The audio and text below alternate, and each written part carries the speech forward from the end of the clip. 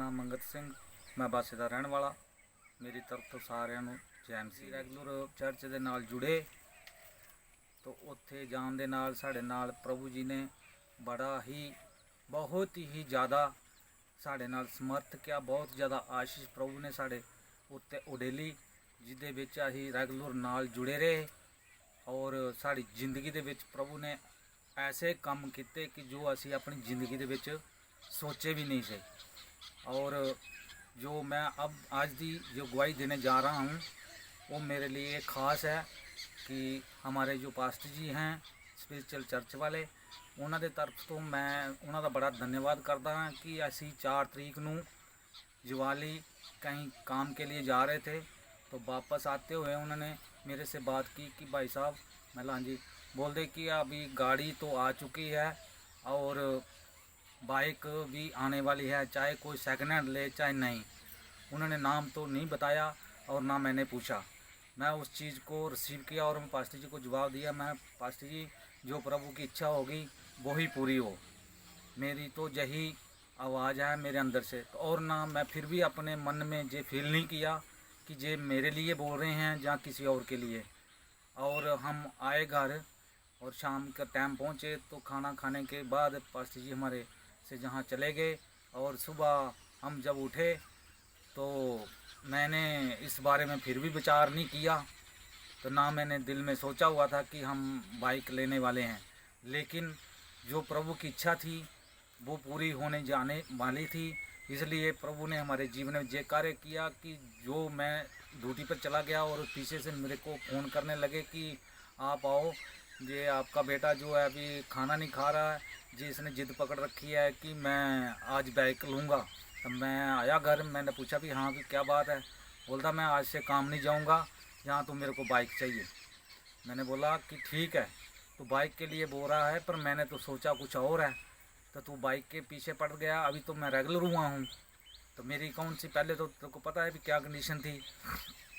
अभी प्रभु ने हमें जो ब्लेसिंग किया है तो उसके हिसाब से हमें थोड़ा संभल के चलना चाहिए। कि हमें अपने जो कर्ज है ऊपर के ऊपर सिर के ऊपर उसको हमने पहले हल करना है, उसके बाद बोला चलो ठीक है, अगर तू कहता है तो ऐसे करते हैं, चलते हैं एजेंसी में पूछ लेते हैं वो क्या बोलते हैं।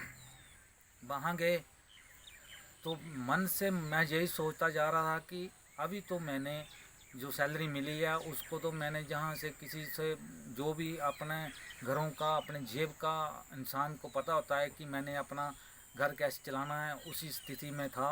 तो मैंने सोचा कि अब मैं क्या करूं, चल तो पड़े हैं पर चलो देखते हैं, हमने पूछना ही है।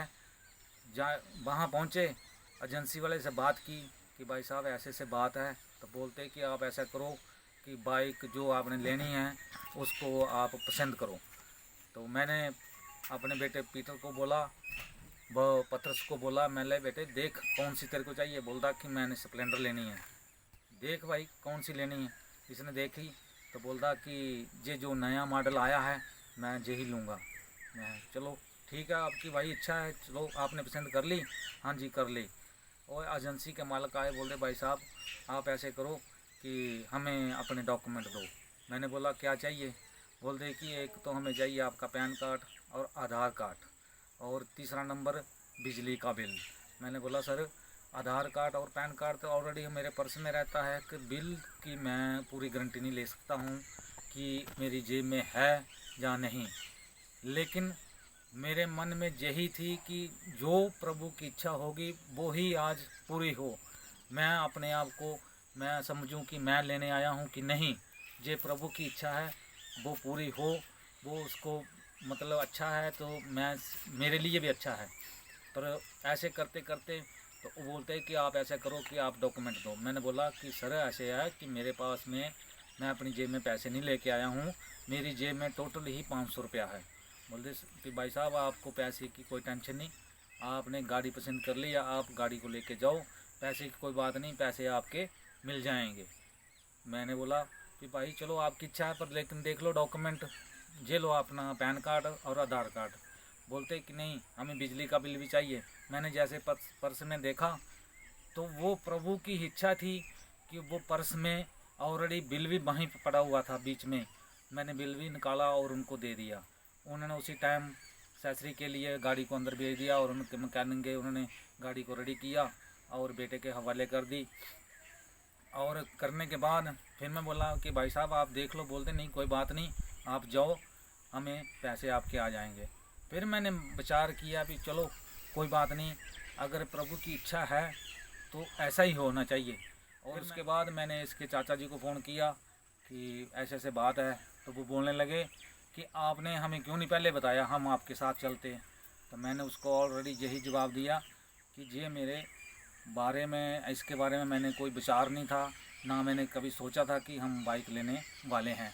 ये मैं उसी के दौरान कि पास्टर जी मेरे साथ किए थे, पिछले कल उन्होंने प्रोसेसी की थी, तो मैंने उस प्रोसेसी को रिसीव किया और मैंने उनको यही जवाब दिया कि पास्टर जी ठीक है, जो प्रभु की इच्छा होगी वो ही पूरी हो। तो और हमें परमेश्वर जी ने इस नए मॉडल की बाइक से हमें ब्लेसिंग किया है, इसलिए मैं उस परमेश्वर जी का और परमेश्वर के दास का अपने हृदय से मतलब उनका धन्यवाद करता हूँ। इसलिए मेरी तरफ से सभी को जय।